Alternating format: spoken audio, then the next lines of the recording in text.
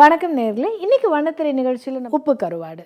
Karunakaran, Nandita, Chaams, doubt Senthil, Sathish, Narayanan, Kumaravel, MS Bhaskar, Rakshita மற்றும் பலர் இந்த படத்தில் நடிச்சிருக்காங்க. இந்த படத்துடைய கதை: இயக்குனரான கருணாகரன் 2 படங்களில் அடைய முடியாத வெற்றியை தன்னுடைய அடுத்த படத்தில் அடைய வேண்டும் என்ற குறிக்கோளோடு தன் அசிஸ்டன்ஸான சாம்ஸ், நாராயணன், டவுட் செந்தில், கூடவே மேனேஜர் மயில்சாமி இவங்க 4 பேரோட சேர்ந்து மீன் வியாபாரியான பணக்காரரான MS பாஸ்கரை சந்திக்கிறாங்க. MS பாஸ்கர் தன் மனைவி சிந்துவின் ஆசைப்படி தன் மகள் நந்திதாவை ஹீரோயினா வச்சு படம் எடுக்க சொல்றாரு.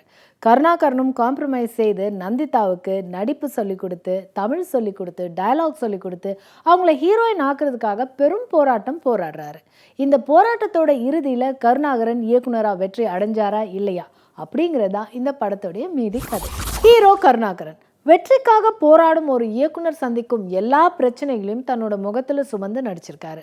அவருடைய உதவியாளர்களாக குறிப்பாக டவுட் செந்தில் அவருக்கு இணையான ரியாக்ஷன்ஸ் கொடுத்து அப்பாவித்தனமான கேள்விகள், சந்தேகங்கள் கேட்கும் இடங்கள் சந்தோஷ கரவொலி. சினிமாவை பற்றி எதுவுமே தெரியாத MS பாஸ்கர் அவருடைய மகள் நந்திதா பேசும் சின்ன சின்ன பூனையாம் டயலாக், சினிமாவை பற்றி எல்லாமே தெரிஞ்ச மேனேஜர் மயில்சாமி, நடித்த கேரக்டர் ஆர்டிஸ்ட் உட்பட அனைவரின் நடிப்புமே சிரிப்பு சிரிப்பு சிரிப்பை நோக்கிய பயணம்.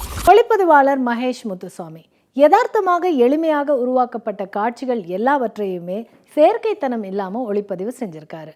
ஸ்டீவ் வாட்சன் இசையில் பாடல்கள் இன்னும் சிறப்பை கூட்டியிருக்கலாம். இயக்குனர் ராதா மோகன் சினிமாவில் வெற்றிப்பட இயக்குனராக கருணா எடுக்கும் முயற்சி அவருடைய கொள்கைக்கு எதிரானதாக இருந்தாலும் அதை சமாளித்து அவர் வெற்றிக்காக போராடும் வழி நிஜ இயக்குனர்களுக்காகவே சமர்ப்பிக்கலாம்.